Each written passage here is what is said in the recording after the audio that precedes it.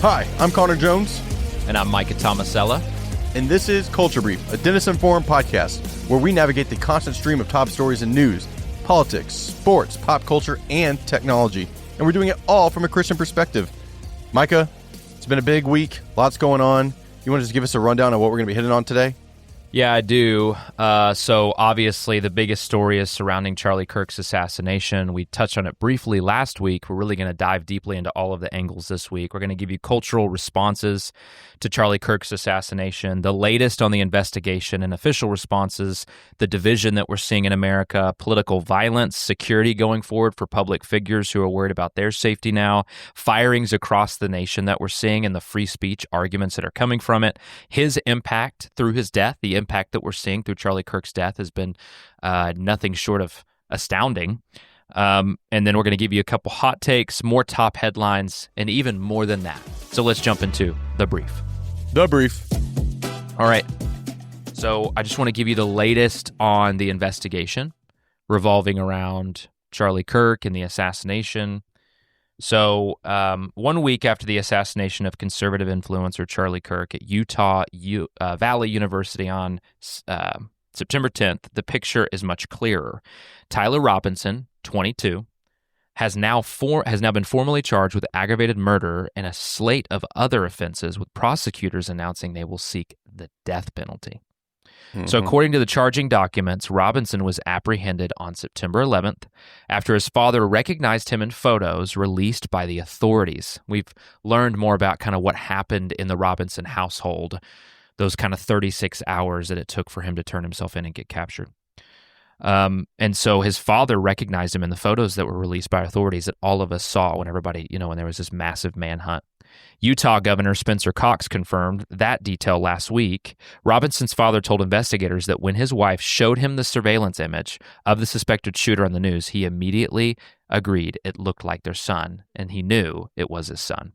When he called Tyler, the young man hinted that he planned to take his own life, but his parents persuaded him to meet them at their home. There, they confronted him directly and asked why he had done this. Robinson allegedly replied, "There is too much evil, and the guy, Charlie Kirk, spreads too much hate." The charging documents also note that Robinson's mother told investigators her son had recently begun a relationship with his roommate, who is transitioning, and that he had grown more politically left-leaning in the last couple of years, more pro-gay and trans rights oriented, in her words specifically. Authorities have not confirmed whether those views or Kirk's rhetoric on those issues played any role in his decision. Sure does seem like it, though, but, you can't really confirm it until later. Prosecutors say DNA evidence ties Robinson directly to the rifle used, along with a written note and messages in which he admitted his plan. So this was a big thing yesterday. Unless you were under a rock, you got to see kind of yesterday afternoon that the entire text conversation between Tyler and his partner was leaked, basically when the partner found out that Tyler had shot Charlie Kirk and how he was trying to get the rifle, how he had hid the rifle, but he's trying to go get it, and, things like that. And it just seemed like Tyler was worried about all the wrong things. He was worried about getting the gun back to his, it was his grandfather's gun or something like that. And he was worried about, if I lose this, my dad's going to be upset. Okay, what about... Well, he seemed to really be thinking he was going to get, he was going to escape. Like, no one was ever going to figure out that it was him who did this, which was... Obviously, right. He is not in the right place of mind by any means. Yeah, and he had said in those text exchanges that he had been planning it for a little over a week. So, how sometimes you hear people plan things for months, for years. Seems like he just kind of made the decision somewhat on the fly, which is hard to believe. But then at the same time, when I see something like what he said in the text exchange about how he actually thinks he's going to get away with it, and how he didn't leave any DNA, and how the gun is the only thing that ties him to it. He just has to go get it, and then he'll be scot-free. No one's mentioning him on the news. It's like, okay, well, maybe you weren't really that prepared, because you're not going to get away with this. I can't remember the last time anybody's gotten away with something like this, right? So anyway, he is being held without bail.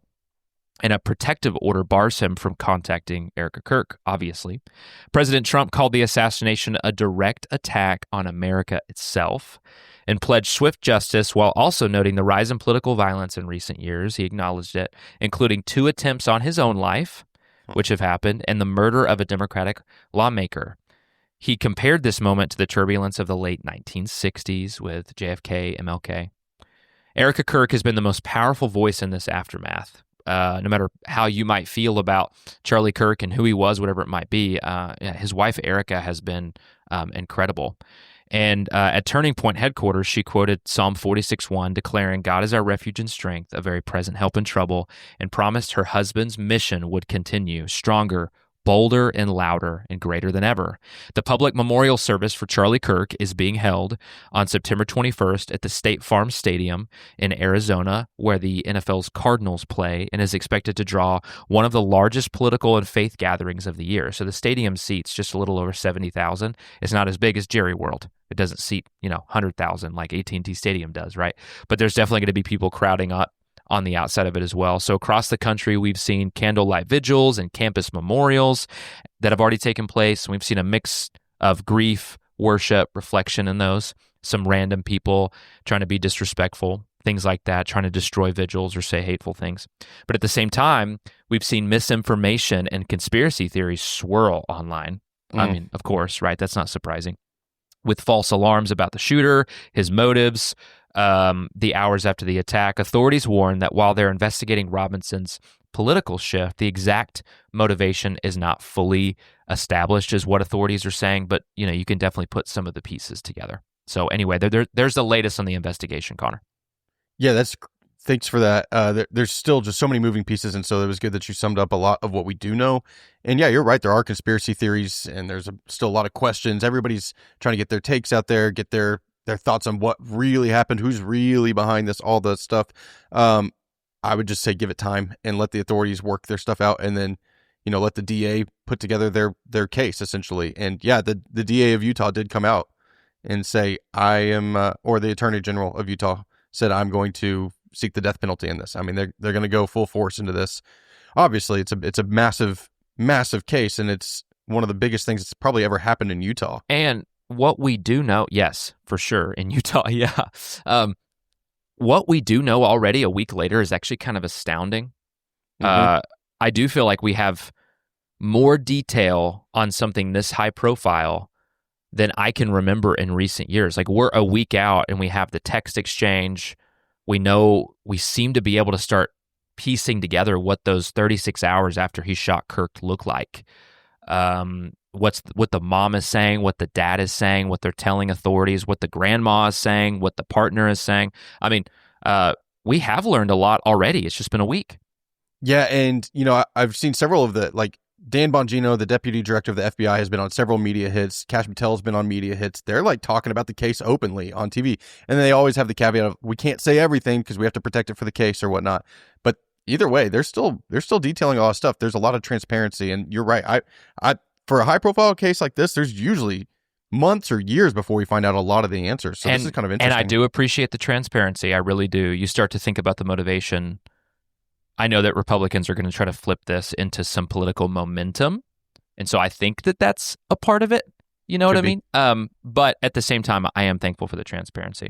All right, Connor, what you got for us? Yeah, I kind of want to break down all these cultural responses. Our culture has been just upended in the last week. And so that's what we talk about here on Culture Brief. What's going on in our culture? Well, right. Obviously this jarring event took time to process. It took a day or two to just even grasp what happened. I mean, last Wednesday, we were able to hop on Wednesday night and give a little intro because we were like, we got to talk about this, but we were still just jarred by the events that had just happened a few hours earlier. And I think it will take time for our country to process, but also specifically those close to Charlie. But now that we've had kind of a week to think through everything, it's now the part of the tragedy where people start to really bring out the knives, and you see the after effects and the downstream effects of something like this taking place, where people start to say things, society starts to react, and all of that. So I just want to first and foremost say there's just a recognition that there is a giant hole left in America now with Charlie Kirk's death. His just influence was so big. I knew he was big and influential, and Mike, I think you did too.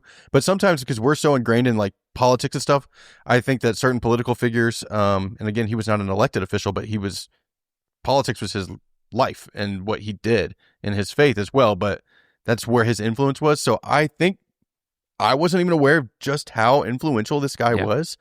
But to see the response and that everybody in America pretty much knew him, at least to some extent, because they see him on their social media feeds, all of that. Man, what a fixture of just the social fabric of America. I really liked what Emily Jahinsky, she tweeted. She said, Charlie Kirk is a fixture specifically of the Gen Z social media diet. People feel like they know him. And this is just, his death is going to hit very, very close to home in ways that we're not prepared for. No. Right. And it didn't matter which side of the aisle you were on. You probably still saw his videos debating. Now, whether it was somebody saying they really loved what he was saying or a social media account saying this is evil or whatnot, you still saw his face. He just was that kind of figure. Yep. And he may very well have been responsible for bringing in the young voters that were needed to get Trump over the edge in 2024. Wall Street Journal said that he was a master of 21st century mass media, and he was, man. He just always on podcasts, always on media. He's the one who told Trump to go on podcasts in the last election cycle. That probably helped push him over the edge to win the election as well.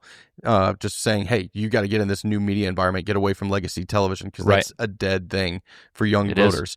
And then he was always consulting Trump on things that young people.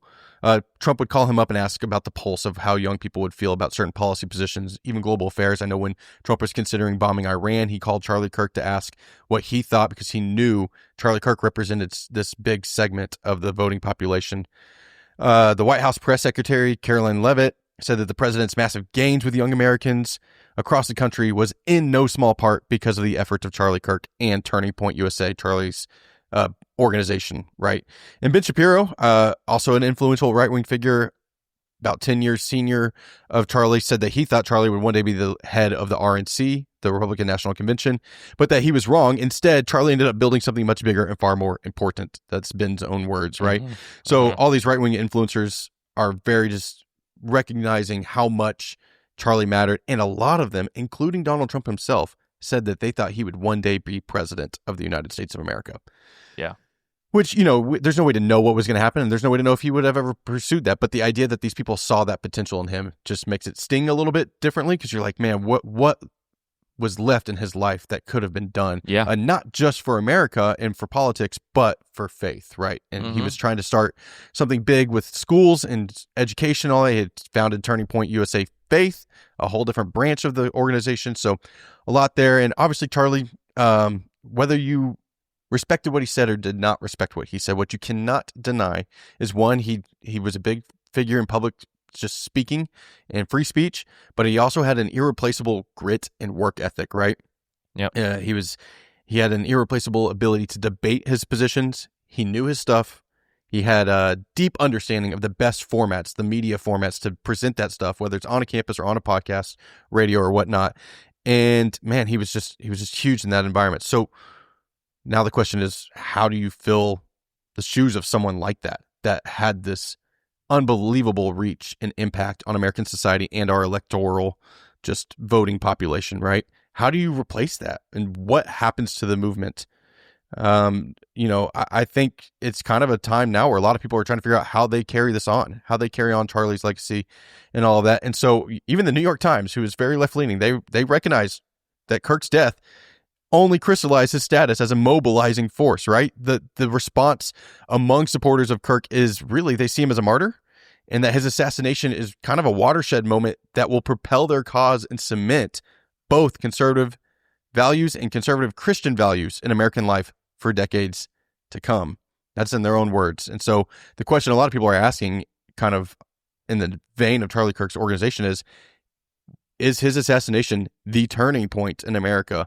Or a turning point, whether for better or for worse? Is it going to cause more division, or is this a point where, man, there could be a turning point in revival in faith and conservative values or whatnot? I mean, do you have initial thoughts, Micah? Yeah, I mean, just surveying the landscape, and I know you're kind of about to talk about some of the division in America and stuff like that. But I mean, obviously, being on social media a lot is almost never a good thing, I would say. Yeah. Almost never. Just because you can try to build your algorithms by consuming what you want. Let's say you like crafts. I mean, okay, like what's wrong with crafting on social media, right? Like videos of people doing interior design or crafting or painting or projects, like, but you just still can't fully control your algorithm. But being on social media has been one of the most destructive things that I did this last week after Charlie Kirk was assassinated. It left me feeling unsatisfied and hopeless every single time I left it, for the most part, right? So that was really what struck me, because everybody has a strong opinion, or some people have no opinion whatsoever, and it's like, what are you saying? You're just talking because everybody else is talking, or all of the clips that were taken out of context, or all of the people making it seem like he was perfect and the best guy ever. Nobody is. That's no knock against him, right? I just really saw the gambit in responses, and I did not leave feeling encouraged that we're going to learn much from this as far as our political divisions go. Can this unite a movement? Can this be something that God uses for revival? Absolutely. But as far as our divisions go, I wasn't left feeling very encouraged, and I think that that's kind of my biggest takeaway from when you're kind of giving the responses from the left and right. Yeah, I agree with that. It got kind of ugly out there on social media this week, and it's going to continue that way as people just argue about Charlie Kirk and whether he was a good person or a bad person.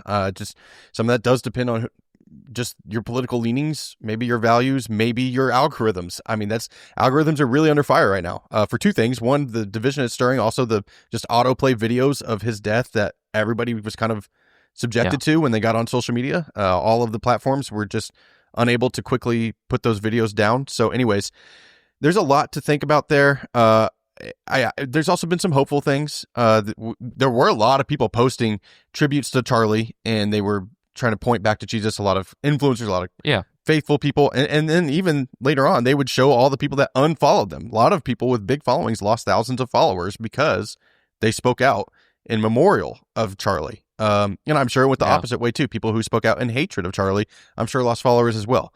So it's kind of just, you're right. There's such a division on social media, but it goes beyond that. It goes into political violence. Obviously, that's a topic of conversation this week. There's been an uptick in political violence. Even Trump, he called the Utah governor, Spencer Cox, who, by the way, has been a really good leader in this just tragedy. I don't know if you guys have seen the press conferences with him, but he's speaking a lot of great man, he's really trying to say, get off social media. He told everybody to go touch grass, let them do their jobs, try to unify, be with your families, all that. So he's doing a great job. But Trump called him this week and even told him that this is the type of person that he said, the type of person who would want to do something like that to Charlie, speaking of the assassination, would love to do it to us, talking to the governor. And then Trump also told him statistics about just political violence. And Trump told him that the presidency is actually one of the most dangerous jobs on the planet. 15% of the men who have held the office of president have been shot. 8% of them have been killed, which is kind of crazy. Again, it's just political violence is there. There's been other attempts on, obviously, Trump's life. There's been the assassination in Minnesota of the state lawmaker. There has been a fire set to Governor Shapiro in Pennsylvania. His house was set on fire in an arson.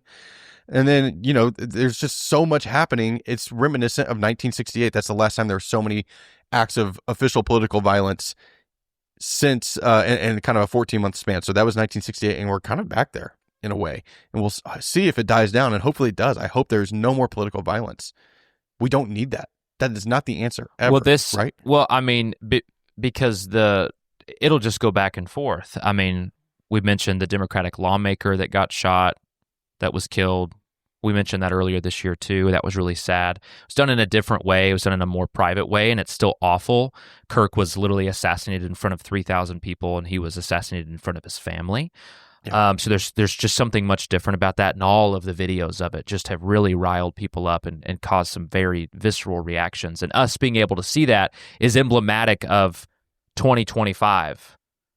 Our nose in our phones, our social media algorithms, the fact that we saw that is emblematic of it. But something that I want to point out, this is a quote from Charlie Kirk that I really do believe the majority of Americans would agree on this quote, the vast majority.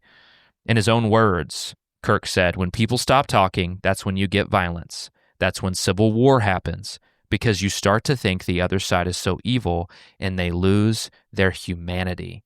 Charlie Kirk was not killed for what he did. He didn't hurt anyone per se. He was killed for what he said. And there is this weird juxtaposition where people are arguing and some are believing that hateful words actually is like a hateful action or actually doing something to someone. I believe that there's a distinction. Like if you take something as a hateful or hurtful word, that doesn't necessarily mean that you're actually doing something bad to me. You're saying something, but it's different than doing it. So I think that that's kind of where the argument's been coming in. But that quote, "We've got to keep talking," is very, very powerful. Yeah, it's so true. And honestly, I know he said things that probably really irked people and rubbed them the wrong way. But when you look at the majority of what he was saying, and if you've seen so many of the clips that have gone even especially more his viral last couple years, as he was growing, he really started to take working through his faith more. Yeah. He started to try to point more people to faith and family, specifically young people. He was like, don't focus on the things that the world wants you to focus on.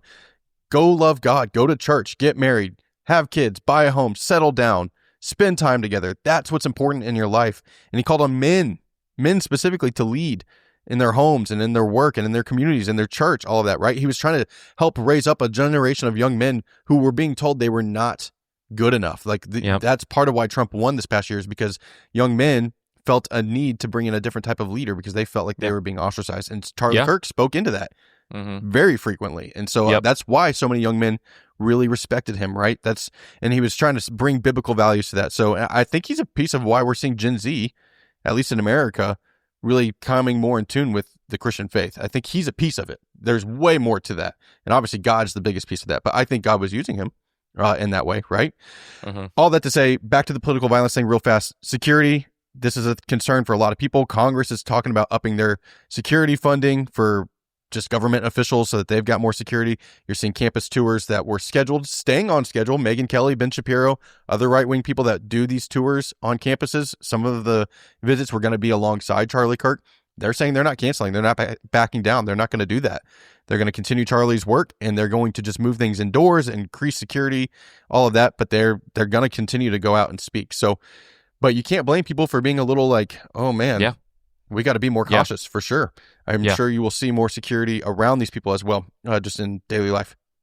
The other thing that's happening, this has been a big just kind of topic of conversation, is some would say it's a clampdown on free speech. Others would say this is just the free speech economy, right? Where people say things and they get fired from their jobs or they get quote unquote canceled. And it's caused quite a problem. There have been lots of people who have been publicly fired or shamed on social media this week. Their companies are announcing they're going to fire their university that they work at, their sports team that they work for, whatever it is. Lots of people have been fired for basically celebrating Charlie Kirk's death, is essentially kind of what's happening there. There have been websites and social media pages set up to reporting these people. One website has branded themselves as the largest firing operation in history, as they have built a searchable database that now has, get this, 50,000 submissions of people saying things publicly on social media. So we have seen teachers, pilots, professors, sports team employees, they're all getting suspended or fired. And all these companies have made public statements. And then Vice President Vance, he hosted the Charlie Kirk Show on Monday, the first episode since his death, and was kind of the fill-in host and did a memorial episode for him. But even on that, while hosting it, he said, if you see someone celebrating Charlie's murder, call their employer. So he's behind it too. And the government's kind of like, yeah, that's part of it. But my question is, and what a lot of people are calling out is this hypocritical? And I'm saying that because just a few years ago, a lot of people will remember kind of that big period where lots of people were getting canceled, specifically on the right, for things they were saying on social media or in a comedy special or whatnot. They were saying these things, and then the left would just be like, you're canceled. We're getting you fired. We're deplatforming you. We're making sure you're getting pulled off YouTube, off your podcast platform, off whatever it is, off the TV network you're on. We want to make sure you are canceled and cannot come back. Now, a lot of those people have come back and actually found big audiences on the right. But the question is this hypocritical? Like, if cancel culture was coming for the right several years ago, and are they doing the same thing now to the people that are celebrating Charlie's death? Maybe it's a little hypocritical. I think it's really hard in moments like this where people are kind of trying to grieve, and then you see people getting out there just actually celebrating it. Like they're truly, I've just seen so many things. I've seen leaders of school boards who set curriculum and teach teachers how to teach kids getting on social media and making statements celebrating the assassination of Charlie Kirk. I really would love to believe that the majority of people, like if you're conservative, you would be just as upset if a superintendent for a school that are forming the future minds of America would have come out and celebrated the death of Melissa Hortman, who is the Minnesota lawmaker who was murdered. I really would hope that there would be that same vitriol and repercussion for that person if they were going to do the same thing there, right? So I don't know. This is tough. Yes, I do see some hypocrisy with it. However, First Amendment rights and your right to free speech doesn't give you the right to keep your job in the private sector. Correct. So these private institutions get to make their own decisions about who they want representing their company. I would say practice some, think twice before you post it on social media, especially if it's controversial, whatever the topic might be, because you do not just represent yourself. You represent your family, you represent your faith, and in a lot of times with these companies, you're representing that company. If you've got in your bio where you work, well, if you're going to say something like that, no matter what it might be, you might be subject to being let go. So I don't know, man. It's tough. Maybe. It is a tough one. I will say a lot of people are just saying this is, you get fired from a company. That's just the free marketplace. Like companies have that decision. People have the decision to unfollow you for saying things. There is no legal thing, which has gotten now Attorney General Pam Bondi in trouble because she suggested there is a ability for the government to clamp down on people who are saying these hateful things. Even the Office Depot employee who went viral over the weekend for refusing to print out Charlie Kirk memorial posters. She's saying we could come after that person. I do not. No. I'm not a legal expert, but based off things I'm reading, I do not think that is true. She's getting flack from the left and the right for her statements this past week. She should retract that. The First Amendment protects hate speech, but that employee who works for Office Depot, their job is not protected because they didn't do their job. So therefore, they can be let go of their job. But we don't want the Justice Department going after somebody. Right. I mean, come on, man. That's too far. Everybody's just riled up right now, really hoping things calm down. Yeah, even right-wing commentator Matt Walsh, he sent out this tweet about the whole thing. And he said, we need the Attorney General focused on bringing down left-wing terror cells, not prosecuting Office Depot employees. Right. Golly. Yeah. Kind of a weird one there. Yeah. I just want to hit on one last thing here of the cultural response, Micah, before we dive into kind of a spiritual application. And that's just that Kirk is having an impact even after his death, right? He has seen immense growth in his popularity. His wife, Erica, had that speech and she's gotten more popular. His Instagram accounts have TikTok, Facebook, YouTube. He's gained millions of followers across the board. There were 3,500 chapters of Turning Point USA on high school and college campuses last week. This week, there are now 54,000 requests to start new chapters on campuses across the country. His life goal was 20,000. There are 54,000 now after his death requests. So this could get close to 60, 70,000, by the end of it. But even more importantly, I think we've seen a spiritual movement. And I'm sure many of you listening to this have seen stuff on social media and online of people saying they were going to vigils. There were worship moments at these vigils. It was beautiful. Moments, even in the midst of tragedy. The gospel is being heard. Lots of clips of Charlie and those around him sharing the gospel have been shared all across social media, and they're getting millions and millions of views and going viral again, which is really cool. Even the White House posted a video. It's a 60-second video. They're kind of memorializing him, and then at the end of the video is literally him presenting the gospel. Like, it's an incredible video coming from the White House social media accounts. Plain as day. It was cool. 8 million views on that video on X alone. And I don't even know where else they posted it. Like when he explains his faith journey, it is biblical. It is the Romans road to salvation. It is not of our works, but what God's done for us. Jesus' death, burial, and resurrection, and our trust in that changes everything when we put our faith and trust in Jesus. I mean, it's just it was... there was no convolution there. There was no addition there. It was spot on every time. And I think it's having a grander impact. I don't know if you've seen this as well, Micah, but there were lots of people on social media saying that they, for the first time last week, in either their lifetime or in many years, were going to go back to church. Yeah, and churches were packed this last weekend, too. There's a lot of churches crowded. Were packed. Yeah. I drive the parking lot golf cart on Sundays at my church and love to pick people up that are parked out far away. Let me tell you what, our church parking lot was full. I do not know that is fully because of this event, but either way, there is a movement happening in America, and I do think that this spurred a lot of people to turn back to their faith. They're seeing incredible videos, and they're seeing the response of Christians who are saying, man, our hope is not in this world. Yep. And when a tragedy like this does happen, we have so much more that we can cling to. And Charlie and his family said that. I mean, when Erica can stand up on Friday night, 2 days after her husband has been killed, and say, I have a faith and I'm going to move forward because, one, that's what Charlie would want us to do, and two, that's what we are called to do, and we have a grander hope, and we know where Charlie is at. That changes your perspective on life and everything and purpose and all of that. So I think a lot of people felt that this past week. Yeah, absolutely. Well, to wrap this up with a more specific spiritual application and challenge from this, guys, this has been a heavy week, and I think that you've all felt it. I have definitely felt it. It's been I've just had different waves of emotions through this process where I have been just very discouraged, a few moments where I felt very encouraged. But ultimately, the point that I want to drive home today is that I really do pray, and I pray that you would all join us in praying for this, that this would not mean a bigger movement where the left would get more votes, that Democrats would get more votes, that Republican would get more votes. Like, I just really want the response from this to not be more policy and legislation. I'm not saying that those things hurt.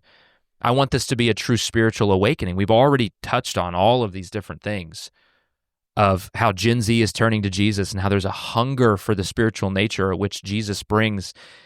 And then this happens and it's like, wow, this could really be something. But that's the only thing that's going to change anything is the eternal that Jesus offers, the truth that's offered through his word. So I believe there's a crisis in our soul, not just in our politics, because when a person like Charlie Kirk, who was so public, who was so influential, so polarizing even, his life was taken in such a tragic way, a brutal way, in front of the whole world to see, it reveals how much we have drifted spiritually. It's almost like this happened, and then you see the responses, and then you're like, the veil is lifted. Anything that any rose-colored glasses you had on about the state of where we are in our country, I think it's gone. There's more of a recognition of things are not so great right now. We're more divided than we should be, right? Yeah. And so I want to point us back to Scripture, Proverbs 14:34. Righteousness exalts a nation, but sin is a reproach to any people. We keep trying to patch our problems with political fixes, with better laws, with stronger rhetoric, with different leaders, but none of that heals the human heart, which is where division, bitterness, fear, and hate begins. These are spiritual issues. And what this moment shows is that revival is not optional right now. It has to be urgent. It has to be urgent on the heart of every believer. We keep talking about all these new believers going to church, these people who are interested. It's time to rise up, Christians. Understand your call to love and to serve, to love God and to love others, and open your life and your heart to what God is doing clearly in our nation right now. Let's turn this evil for good. Let's partner with God in transformation and revival that could take place from this. Ezekiel 36:26 says, I will give you a new heart, and a new spirit I will put within you. I will remove the heart of stone and give you a heart of flesh. Only God can do that. Only God can do that. And it's a beautiful thing. When Erica, Charlie's wife, when she said she will keep his legacy alive and that the tour will go on, that movement is not going anywhere. She was not just talking about politics when she was talking about a movement. She was testifying that there's a spiritual fire lit in her, a conviction that the work is bigger than this moment, that what Charlie stood for, whether you believed in him or not, touched something eternal in people. I think that's why so many people felt it and are feeling it so deeply. It's not merely that killing a voice silences him. Often it magnifies the message, and that's exactly what's happening. It forces us to reckon with what we believe, with this kind of nation and community that we want to be. It also reminds us of our own mortality, I think, when something like this happens. Unless the Lord builds the house, those who build it labor in vain. Psalm 127:1. So here's what revival might look like, Connor. People who stop trusting their party first and start trusting God. communities who care less about winning arguments and more about loving people, serving people, churches full not just of already committed, but of those who are coming back, asking for help, wanting peace and purpose in their lives, a faith that is not comfortable, but a faith that is costly, a willingness to call out injustice, but also just love our neighbor who disagrees, love people, give them grace. Jesus said in John 13:35, "By this all people will know that you are my disciples if you have love for one another." That is the test. Are we going to love one another through this? Because at the end, what lasts is not who controls the Senate or the ballot box or who's president, right? It's about the man's soul. It's about our soul. The world and its desires pass away, but whoever does the will of God lives forever, 1 John 2:17. And our only hope is revival in our hearts, our communities, our nation. And that anchor is the eternal in Jesus. It's eternal. We have this hope as an anchor for the soul, firm and secure, Hebrews 6:19. So here's the challenge as I wrap up. The momentum is already here. Churches are filling up, as we've talked about. Worship is breaking out. People who have not prayed in years are praying for the first time. They're turning to God. That is not a coincidence. This is the moment to share Jesus like never before. Whatever was holding you back, whatever fear was controlling you, it's time to let that go and trust in faith and share the gospel with somebody this week. I'm taking that challenge too. Share the gospel with somebody. Tell your neighbor, tell your coworker and your family where true hope is actually found in this, because the answer is not another politician or another platform. The answer is Jesus. It always has been and it always will be. So let me leave you with the marks of a true Christian from Romans 12:9-21. This is from nearly 2,000 years ago, guys. And the application could not be any more relevant. And I really believe it's a blueprint for how we need to be operating as believers in this time. Marks of the true Christian. Let love be genuine, abhor what is evil, hold fast to what's good, love one another with brotherly affection, outdo one another in showing honor, do not be slothful in zeal, be fervent in spirit, serve the Lord. Rejoice in hope, be patient in tribulation, be constant in prayer, contribute to the needs of the saints, and seek to show hospitality. Bless those who persecute you, and bless and do not curse them. Rejoice with those who rejoice, weep with those who weep. Live in harmony with one another, do not be haughty, but associate with the lowly. Never be wise in your own eyes. Repay no one evil for evil, but give thought to do what is honorable in the sight of all. If possible, so far as it depends on you, live peaceably with all. Beloved, never avenge yourselves, but leave it to the wrath of God, for it is written, "Vengeance is mine, I will repay," says the Lord. To the contrary, if your enemy is hungry, feed him. If he's thirsty, give him something to drink, for by doing so, you will heap burning coals on his head. Do not overcome evil by evil, but overcome evil with good. Yeah, that's good stuff. That's a great playbook. And man, there's so much for every Christian in this society to take this week and go and live out the gospel, live out like Jesus did. And that includes you and me. That includes all of us. So hopefully we can carry on a legacy, first and foremost, of our Lord and Savior Jesus Christ. And we do that. And then also do what Charlie was doing and share the gospel and do it lovingly. Yep. Okay. That's a lot to take in. That's a lot of heavy stuff. The culture will continue to respond, but I kind of think we need a little palate cleanser. And let's jump into some other cultural things happening this week. Okay, Mike, I got a question for you. And I'm sure you have no context for this, and that's okay. But I'm just going to ask you something, and I'm sure some of our listeners will know, and they'll have opinions. Are you Team Jeremiah or Team Conrad? Maybe Team Belly? Did any of those teams stick out to you, and are you on one of those teams? Maybe Team Jeremiah. You know, there's a biblical basis for that. Okay. Team Conrad, Team Belly. I can tell you have no clue what I'm talking about here. I have no idea what you're talking about. Perfect. No. I did not know what this meant until 24 hours ago. Oh, okay. When I was, okay. I have been talking to some of our female listeners, and they have been asking why we aren't talking about the show The Summer I Turned Pretty. Apparently that is just, there's teams. This feels like the Twilight series all over again. Remember Team Jacob and Team Edward in our middle school days? This show is like the biggest show happening right now. Everybody seems to be watching this, at least in the female population of the United States, which Mike and I, we don't watch everything. We try to watch a lot, but haven't bridged this gap. My wife is watching it, and she was filling me in on this, who the Team Jeremiah and Team Conrad are, like why you should be on each team.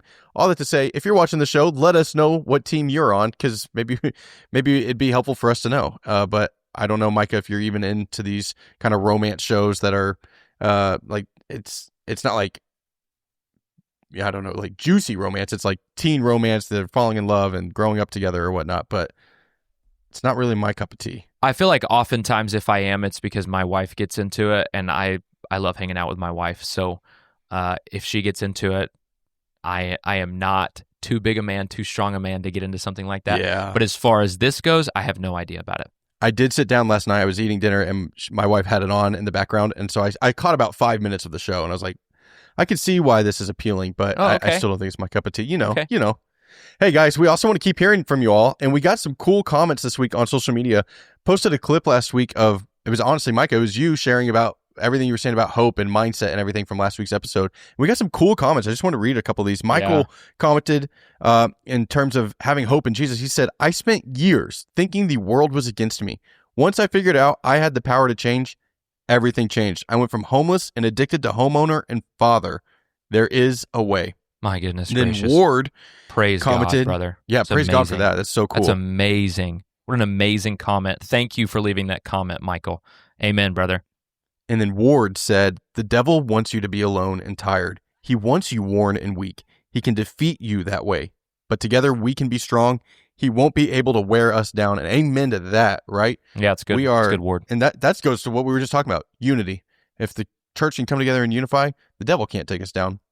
All right, we got several things happening this week in culture. Mikey, you want to kick us off and check in here about some stuff happening around the world? Yeah, let's jump into check-in. All right, so Israel has launched another ground offensive in Gaza City. And I say another because they've done small things. This is truly they're rolling in. This has drawn a lot of international backlash. There's a lot of different reporting about the starving in Gaza and who's actually causing the starving in Gaza. It's really hard to kind of get a clear picture. But what I do know is that Israel is in a tough place because they want to ensure their safety, get the hostages back as they're surrounded by enemies. But they're kind of losing in the court of public opinion around the world. And so that's just something that they're having to balance. But goodness gracious, prayers that conflict would end and people can live peaceably and innocent people can stop dying on both sides there. Another thing, the U.S. performed another drone strike on a Venezuelan drug boat in the Caribbean, killing 3 men. So they did it a couple weeks ago, killing 11. They released the video. There's people who get upset about it. I haven't seen as much of a firestorm about the second one as I did the first one. It seems to be a gray area if they can just do this or if they're just supposed to arrest them and, all this stuff. So who knows on that front, but they did it again and they took out another drug boat. All right. Russian drones were shot down over Romania this past week. This is another aggressive step that Russia has taken, specifically against NATO member countries. So they did the same thing to Poland about a week ago. So this is not an accident. Russia's trying to be more aggressive. Obviously, Ukraine wants to join NATO, and Ukraine and Russia are at war right now. So this is very unique how this is going to play out. But that has been very interesting. Any thoughts on that one, Connor? Yeah, they're just trying to push the buttons of NATO, and NATO's had to respond, send jets up and shoot missiles down and stuff, and that's not what you want. When somebody dies in one of these countries that's a NATO country, then it becomes a whole nother ballgame. And that's supposed to technically drag NATO, including the U.S., into the war. I don't know what will happen if that actually happens, and if the U.S. will fulfill its end of the bargain, but we'll see. Hopefully it doesn't happen. We need to continue to pray for a peaceable ending in this conflict as well, Lord willing. Yeah, okay. And then we lost a good one. Robert Redford died this past Tuesday at age 89. Truly a Hollywood legend. Even young people, even Gen Z, Connor and I are millennials, but even very young people seem to know who Robert Redford is. He was in Marvel movies. Yeah, just a few true years ago. Legend who stayed famous throughout. Star of Butch Cassidy and the Sundance Kid and All the President's Men. Classic movies, great movies. Won the Oscar for Best Director in 1981 for Ordinary People. and founded the Sundance Film Festival himself. He was also an environmentalist, and he was very passionate about that. Rest in peace, Robert. Yeah. Hey, just so y'all know, the last week, Elon Musk was not the richest man for a few hours. He got overtaken for a little bit by Larry Ellison, which is not a name as familiar as like Zuckerberg and Jeff Bezos and stuff, but Larry Ellison was the richest man on the planet for a few hours there, and that's because his stock just took off. He's the founder of Oracle Software, if you did not know. He's also the owner of an entire Hawaiian island. So if that tells you about his wealth, there you go. He owns an island in Hawaii, which is just insane. Yeah. Last Wednesday, that stock took off. It shot up $101 billion in his net worth because Oracle stock just was having a day. It pushed him past Elon Musk to a $382 billion net worth. It's going to continue to grow. And he's having a big week because he's also supposedly the guy who's about to buy TikTok. At least a big chunk of TikTok. Him and several other people. He's going to be a part of the TikTok purchase. That's being saved. There's a deal that's been worked out with China. Trump's talking to President Xi this week. So we'll see what happens there. And his son is apparently going to his son's the one who just bought Paramount CBS. We talked about that a few weeks ago. David Ellison. Yeah. And he's also going to try to take over Warner Brothers Discovery, which is a whole lot of Hollywood entities, including CBS being part of the whole thing. And speaking of CBS, the Emmys were this past week. We kind of previewed that last week. Right. We were excited to see Nate Bargatze host because he's a good, clean comedian. He's actually really funny. He was not funny on this broadcast. In fact, it fell really flat, and it was kind of sad to see. I was a little disappointed. Either way, you watched it? Like, you actually watched it live? I had the split screen going. I had the Sunday Night Football on the left side, Emmys on the right side. When one was on commercial, I'd go back and forth. But yeah, I did watch it, and part of that's because a lot of the shows that won, I'd seen. The Studio, Severance, Penguin, The Pit. They all won most of the awards. Not surprising. Adolescence was a big winner, including Owen Cooper, the kid in that show. Man, he won Best Supporting Actor. And Noah Wyle, Hollywood stalwart. He just finally got his dues by winning Best Actor for The Pit. Just an incredible performance on that show. I would suggest watching that show if you have not. And then, hey guys, tune into something. Last week, Micah was on Faith and Clarity, the podcast, the other Dennis Informed podcast we had. He got the chance to interview, Darren Babcock, is that his name? Mm-hmm. Over at Bonton Farms in Dallas? Over at Bonton Farms, yep. An incredible mission, an incredible guy. Please go and listen to the Faith and Clarity podcast with Dr. Mark Turman, the latest episode. Going and visiting Bonton Farms and hearing his story and how transformation's taking place in the lives of people who are so disenfranchised and struggling was just an absolute pleasure for me. And Darren's just the kind of guy that you talk to him for a little bit. Yeah, you talk to him for a little bit and you're like, what am I doing? I mean, this guy is the hands and feet of Jesus and is mobilizing so many others to do the same exact thing and to change not only a neighborhood, but like a community. I mean, what he's doing is being replicated in other places. So yes, go listen to that episode. It was incredible. All right. And we will link that in the show notes. Yes. So you can see that and the articles that we've mentioned today as well. Yep, absolutely. So thanks for joining us for this week's episode of Culture Brief, a Denison Forum podcast. I know we went a little long today, but thanks for hanging in with us. A lot going on. And we're very grateful for the place that we have in your life to be able to bring you the biggest topics and working it all out together, submitting it to God and saying, what would you have me do about this as we think critically through the news? And we do not take that trust lightly. So thank you for spending every week with us. All articles and videos mentioned will be linked in the show notes. If you enjoyed today's episode, please subscribe and rate and review the show and share it with a friend. We'll see you next Thursday.